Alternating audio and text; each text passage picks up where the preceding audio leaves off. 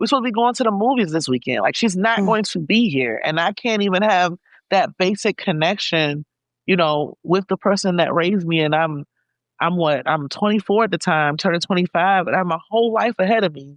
And I got to do it without her.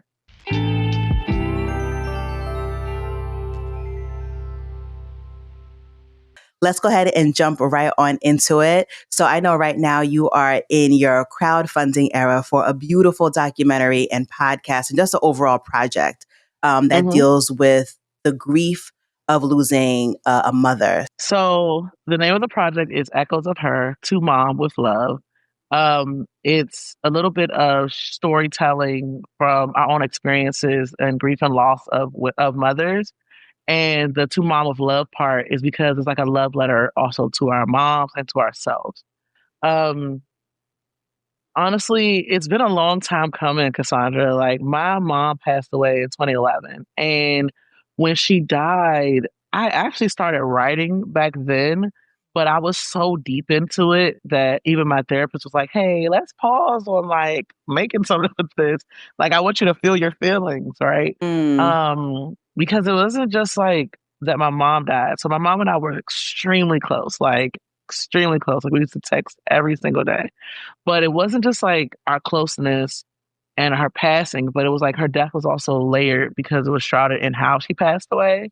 Because unfortunately, her boyfriend at the time took her life, and I knew him. So a lot of my trauma from that, and I discovered my mom, after he took her life. And so there's not just like the grief part, there's the trauma part. There is, what does healing look like? What does forgiveness look like? Which, to be transparent, I haven't arrived there yet. Like, Fair. I have not. I have not. Yeah. Um, but when it first happened, I remember just kind of feeling really alone and isolated because I felt like my family didn't really want to talk to me that much about it because they didn't want to re-trigger me. So that kind of siloed me.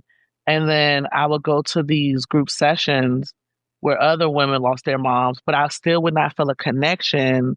And to be honest, I kind of talk about this in the documentary. I felt envious because the women in the room got to have those final moments with their moms and, had time to sit with their moms and grieve with their mothers. And, while we're not comparing death, just in that moment, it's like, someone's mom died in their sleep, whereas my mom was killed when she laid Yeah. down to go to sleep. Yeah. Yeah. And so I didn't feel a connection really there either, to a large degree. And I realized now, like after all these years, I've been trying to find a connection. I've been trying to understand, what grief looks like. And I've also in a lot of ways been running from it because I'm just like, life has to keep going on, or I have to be able to function. I'm a mother of two beautiful daughters.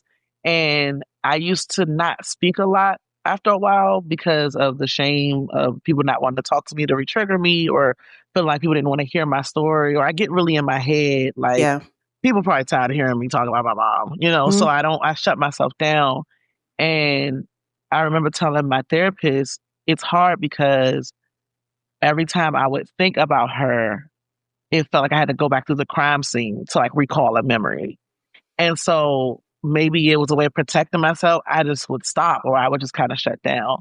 And the grief is still there. The grief is still prevalent. And I was actually at a festival last November. I was at Resonate, and I had like a whole breakdown one morning, and I was just like thinking about my mom, and I was just like, oh my gosh. And a group of us was in like Airbnb, and I was so embarrassed. Like, I didn't want to get up and go downstairs and be amongst them because my face tells on me every time. If I've been crying all morning, they're gonna know, and I'm gonna be like, Mm-hmm. awkward Mm-hmm. about it.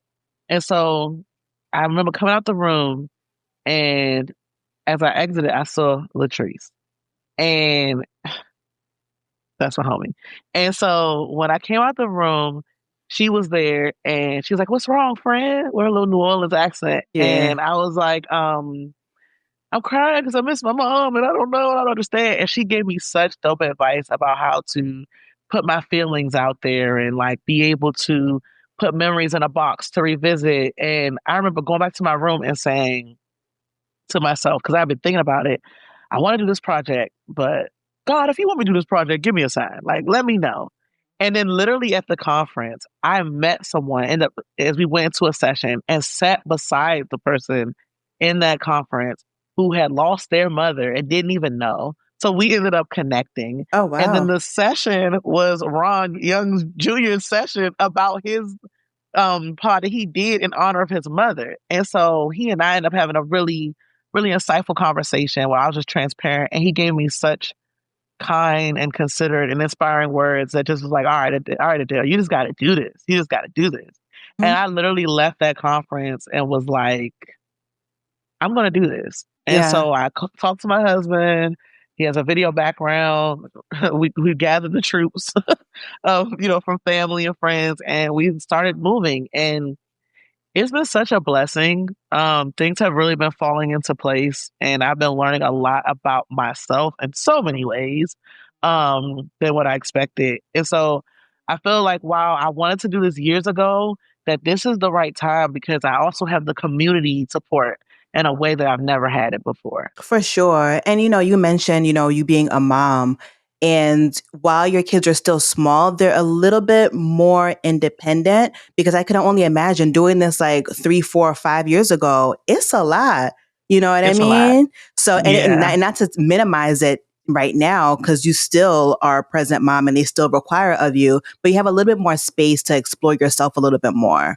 So I'm really Yeah. excited for you. I really am. Thank you, Cassandra. And honestly, like that point in itself is so much too because like my eldest Athena, she's 11, Mhm. and my baby Zora, she's 5 going on 35. Um, boss baby. But it's dope because like Athena acts so much like my mother. Like I always say, she was a gift from my mom for sure. And she is all in. When we're on shoots, she's like, okay, who's gonna be there? She helped me record the actual VO trailer I did for the crowdfunding. Athena's in the room feeding me lines. Like she's all in. She really wants to be a part of it. She's like, I want help with the name, with decisions. When is our next shoot? What are we doing? Like, and Ah, it's double because it's something we're doing that they're going to be able to see and celebrate their grandmother. But then it's also her name's going to be in the credits. She gets to be mhm, able to create in a way that she has mhm. always wanted to, and with me.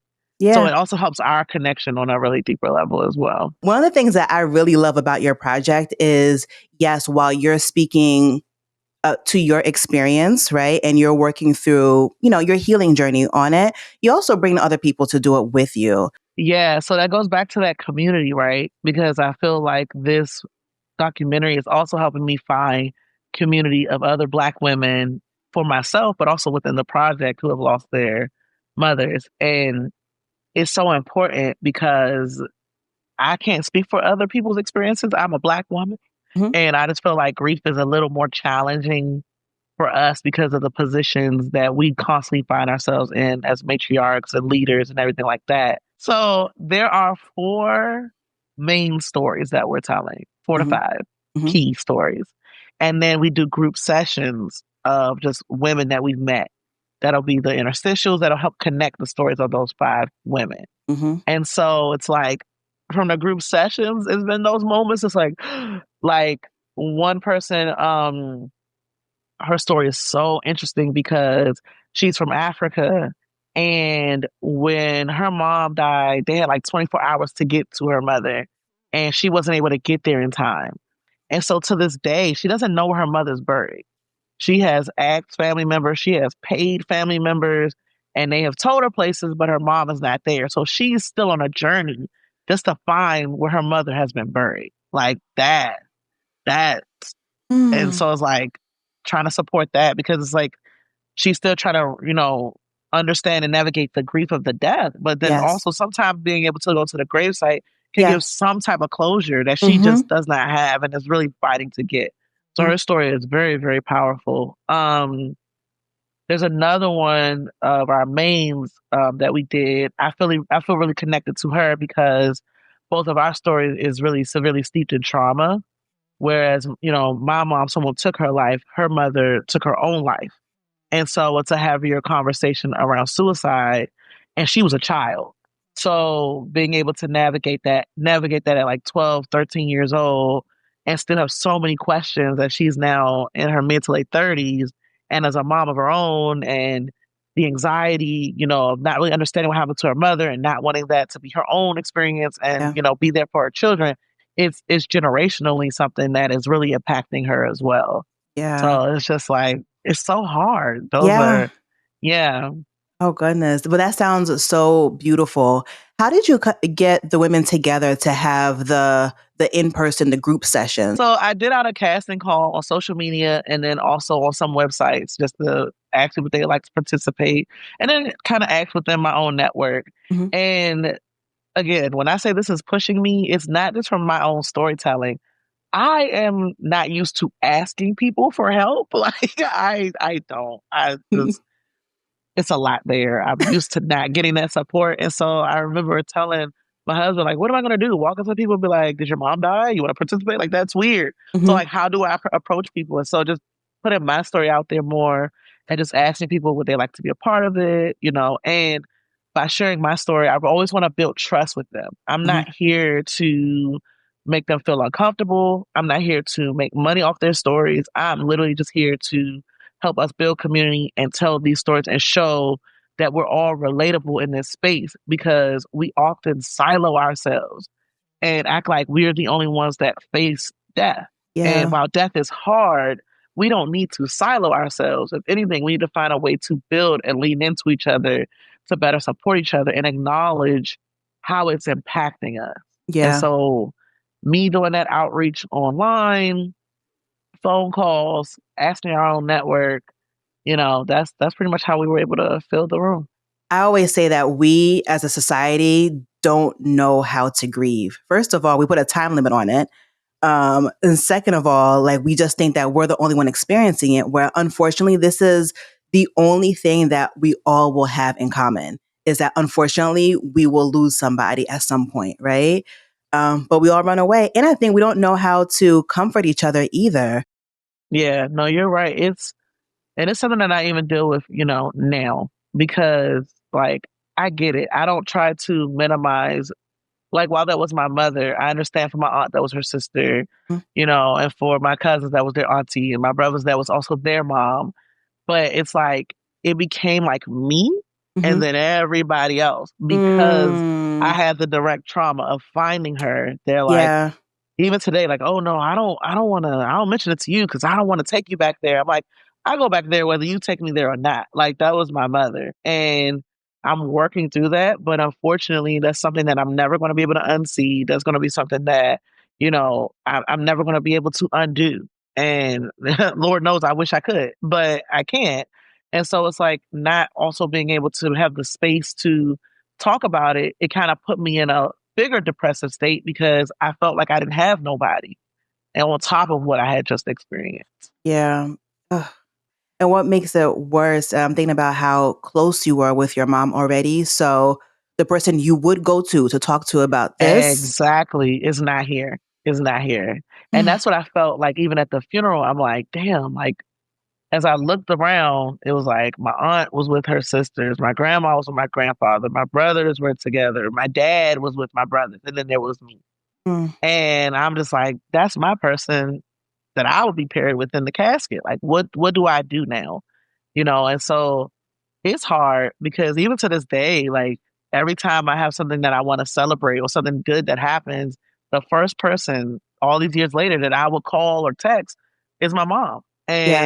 And, she's not here. And so it's like even watching the girls and raising them and, I used to not really cry around them, but they see me, I'm just more transparent in my grief so they can understand like how deeply I love my mother and how much she means to me. And they're able to build their own relationship. But there's even pain in that, right? Like when Athena had to do her first family tree and like have grandparents day, like it's so many things that are very triggering where she didn't have that community and it's just like, well, mommy, why don't I have anybody, for grandparents day or, why does my family tree a little bleak over here? Because unfortunately too, when my mom passed, it set off this weird domino effect in my family where for the last, like for 10 years after that, we lost one or two people each year. Oh, Like wow. literally just, Wow. yeah. Especially on my mother's side, it's like barely any of us left. Like it's like I'm one of the oldest people on my mother's side. Like that's crazy.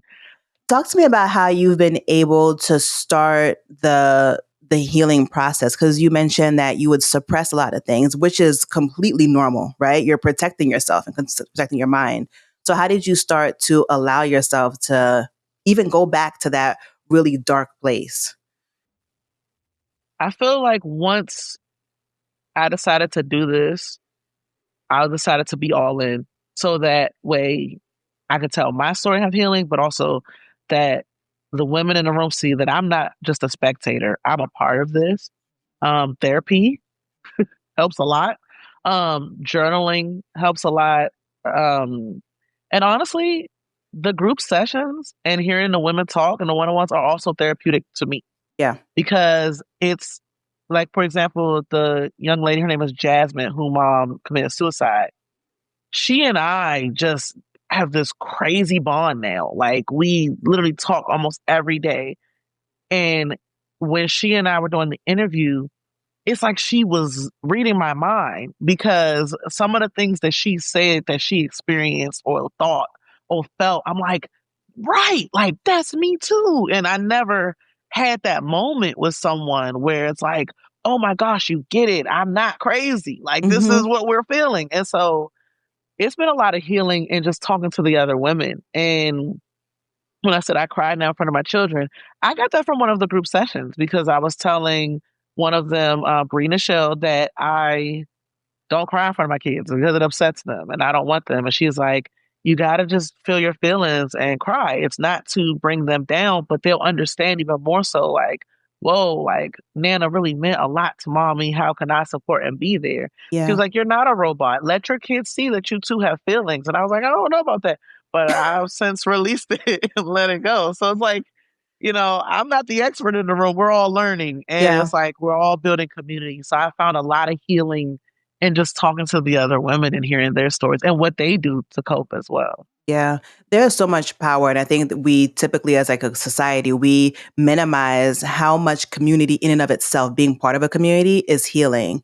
For me, I think about, I would see my aunties together at the kitchen table, just talking their shit. You know what I mean? And I Mhm, don't have mhm. that because most of my friends are far away. I don't have siblings. So I feel like that piece is missing in my life. Yeah. Yeah, I feel that as my siblings are here, but I'm the only girl and they shut Mm. down. So I get it Mm-hmm. 100%.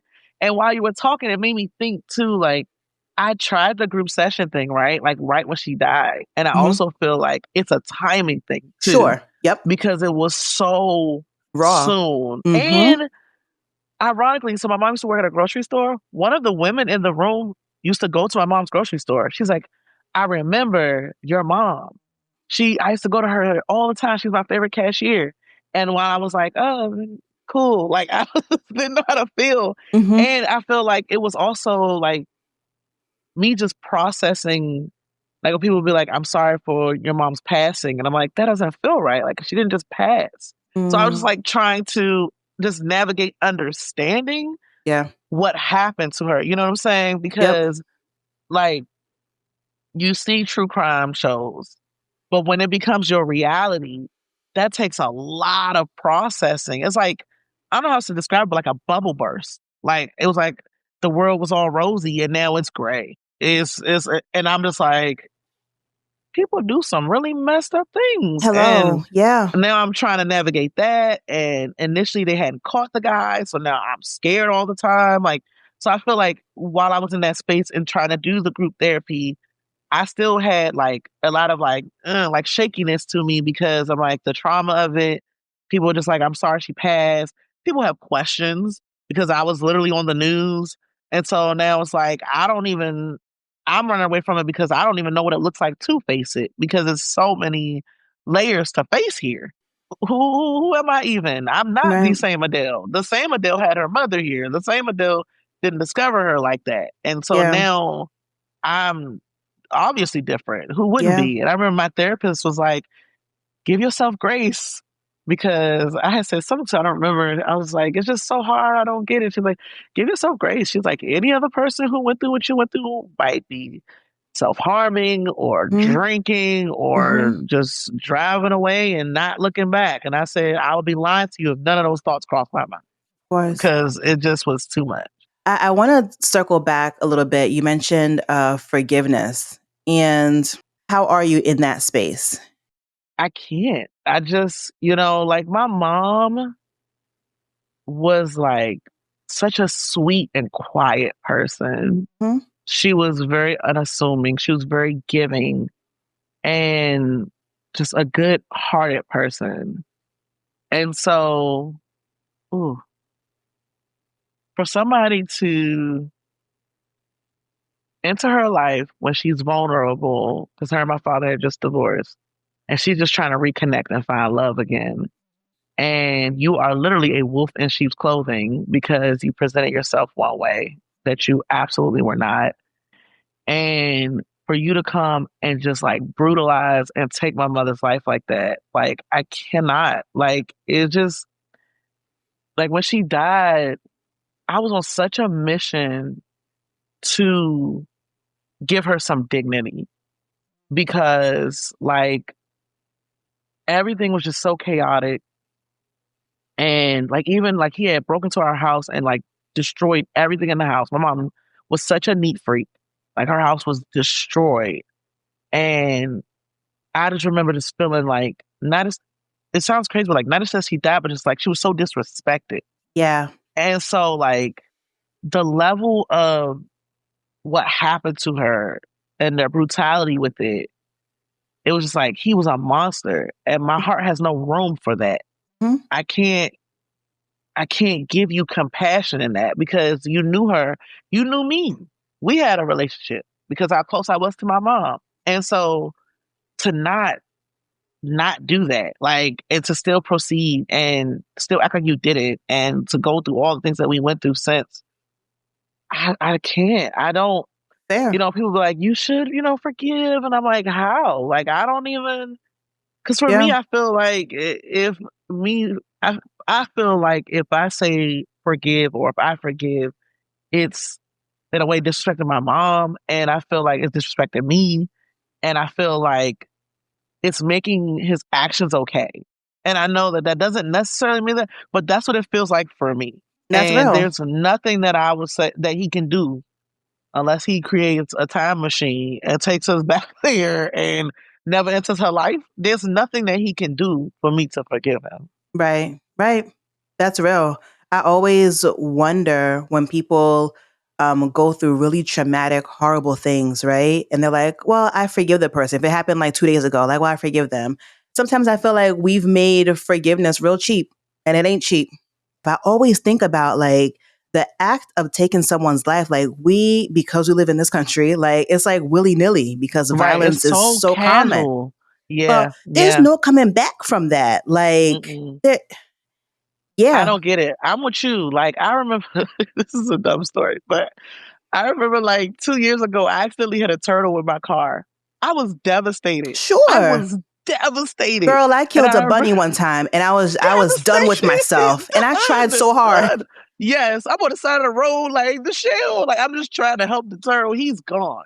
Mm, And I remember telling my friend, I'm like, if I'm this devastated over hitting a turtle, like I cannot even wrap my mind around taking mm-hmm. somebody's life. Like Yes. all willy nilly. Like you just decided, like, hey, you don't deserve to die. I mean, you don't deserve to live, Live. and you just took someone's life like that. Like Yeah. I don't get it. And Yeah. so when you're on like the receiving end of that, like related to the person, and it's such proximity to you, like it's not just something that impacted my mom. Like she's no longer here. It's literally like my whole life has shifted Yeah. since then. It's a ripple And I effect. remember Mm-hmm. saying that, like literally in court, like she's not gonna be here to see me get married. She's not gonna be here when I have children. She's not gonna be here when I buy a house. She's not gonna just be here.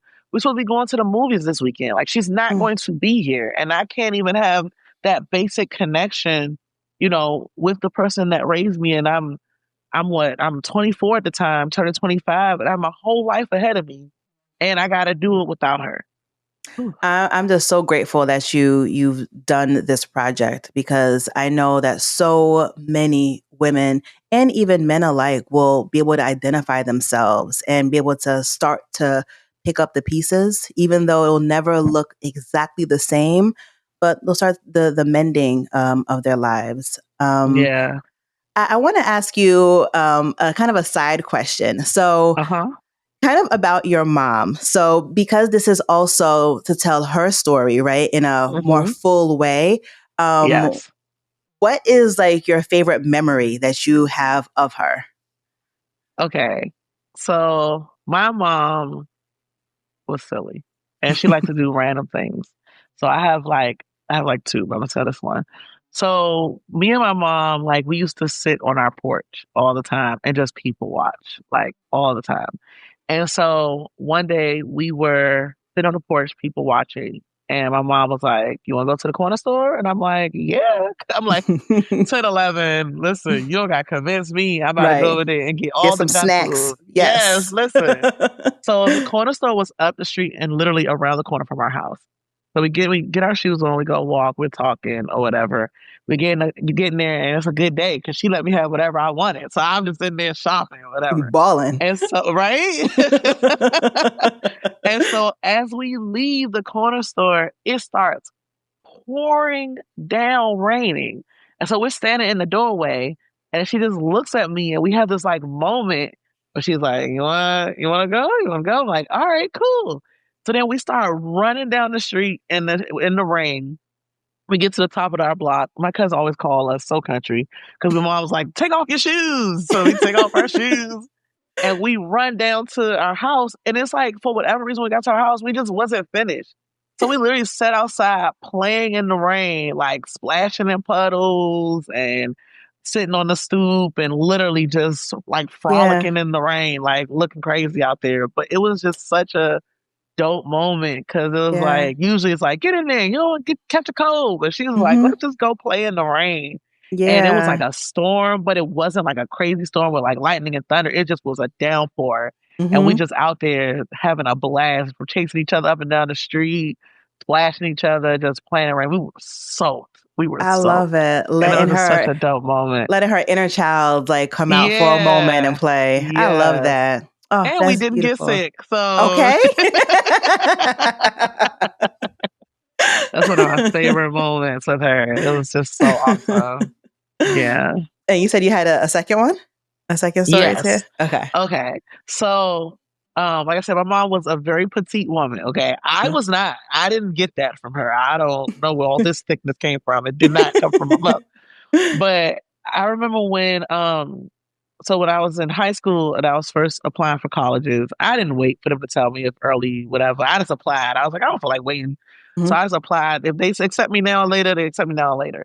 And so I'm gonna date myself a little bit because things are different. When I got home, it was this fat envelope waiting for me on the desk by the door. And my mom was like, something came for you. And so I'm like, okay. So I'm opening it and I'm reading. It's from Penn State. Everybody knows what the Penn State we are. Mhm. And so I'm reading it and it's like, fill out your meal plan form, fill out this and fill out that. And I'm like, what is going on? Like it did not click to me. I'm like, is this more That you accepted. information? Yeah, Right. it's like it's because it's mad early. It's like September still. So I'm like, ain't no way. And so my mom was like, girl. So she takes the paper, she's like, what's wrong with you? And I was like, what? She's like, big head. 'Cause she always call us random names. What's wrong with you? I'm like, what are you talking about, mom? She's like, Dale, and shoves the paper in my face. I'm like, what? She's like, you got in. I said, I got in. She's like, you got in. I was like, oh my gosh, I'm going to Penn State. And so any other parent will like embrace you in a hug. Not my mom, okay? My mom hugs me and then like slams me to the ground and we're wrestling. This is now a wrestling moment. She always wrestling somebody, and she's so little, but she was strong. So like Uh-huh. she got me too. So we there wrestling, and I'm like, Mom, what are you doing? She's like, you got it. She hold me to the ground. She kissed me in the face, and I'm like, all right, you got it, or whatever. My dad comes in, and he just standing there stuck, like, What's what wrong are with y'all? y'all doing? What you wrestling about, Right. Lane? What now, Lane? What you wrestling her about now? Because my mom always wanted to play fight. That's where I Hmm. get that from. Like my mom used to poke you, wrestle with you, or crack on you. She loved you. That was your mom. And now a little bit more about you. Okay. So, what is a song that always lifts your spirit? You know what? 90s music, like Drew Hill, gets me Okay. every time. Yeah, Yes. like Tell Me is my song. Mm-hmm. Uh it's this one Drew Hill song, what's it called? One Good Reason or something like that. It's Mm-hmm. on like one of their early albums. And he just Cisco just yelling. And I just love it. That's the song I just be singing at the top of my lungs. Even Let when me. I'm feeling down, like or like I need to get something off my chest. Like that's Mm-hmm. my Mm-hmm. like Get it that out. song. Yeah. Yeah. Yes. What's one thing that you learned from your mother that you carry with you daily? I feel like with her, don't be afraid to just have fun. Like with the kid, Mike's always laughing at me because like I'm quick to make up a song, Cassandra. Like Same. they not cleaning up. The cleanup song about to come out on top of my head. I'm gonna start rapping at them. Same. Like Athena not doing something in school. I will sing about her grades. Like I literally, they be like, "Mom, it's not funny," and then they'll come back later because now they make up songs. Like they Yep. both do it, you know. And Yep. so I feel like my mom, while we had a lot of things that happened to us, and even in her life, my mom faced a lot of challenges.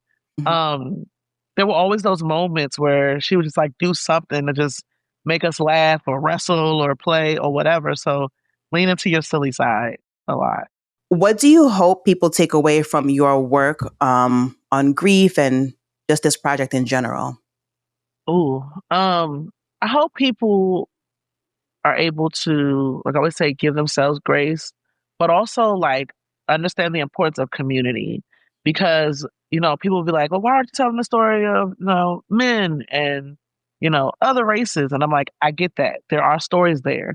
But I'm just talking about my experience and the experience of other Black women. And I truly feel like if we support Black women better, like, I feel like, especially in those times of grief, like, we'll be able to face our grief. Now, my Yeah. grief was delayed because of a lot of variables, but I do feel like had I had more people that I can connect with or talk to, or that I didn't feel like I have to be so strong all the time. Like, and there Mm, were literal times where I would go to a loved one and be like, I'm feeling down, my mom, and they're like, I'm feeling down too, my aunt, my sister, and that's I'm helping them, I'm rubbing their yeah. back, I'm talking about their story. I never had space for me, Mm-hmm. so be intentional, carve out space for yourself and your feelings. They matter, Yep. and find people who want to hear it. And I literally was telling Mike the other day, that's my husband, I love him to pieces, that I appreciate you because no matter how many times he's heard the stories, no matter how many times I have a breakdown, and you know, grief is waves. I can literally do one thing like cook dinner one day, and then the next day I'm cooking dinner and it reminds me of my mom and Yeah. just be crying. And so being able to have someone who recognizes that and gives me that space, like it goes such a long way. And I'm so appreciative of that. So it's people out there that will love you unconditionally and being able to lean in and find that. Yeah. Because in full transparency, it was really dark. It was Yeah. really, really dark for me. And I'm just grateful to be here today because it got real dark. And being able, while it didn't help me shut it down, I'm appreciative for the people who entered my life who say, all right, tell your story. Keep talking. Say it again. Say it Mm-hmm. again. Say it again. Say it again. I don't care how many times you have to say it. Keep telling me because that helps you. You Yep. know, Yep. And there's no finish line to grief. There really no. isn't. It's not like we're going to get to a point and it's just like, okay, all is well with the world. No, to your Mhm. point, some days, Mhm. like just the slightest thing will bring up a memory or trigger Mhm. a feeling within you. And that's completely normal. I think we all need to remember that. Exactly. And something weird happens too. Like I feel like I grieve her still, and then I grieve the grief. If that makes sense. Like I just get Mm, tired or of that sad that I'm feeling. still grieving. You know, like dang, like it's sad that I gotta be sad. It's like the grief, Mm-hmm. like I'm tired of grieving, and not from a sense of like I'm tired of grieving. I want to get over it. I'm tired that I have to grieve this. I'm tired of this feeling of that.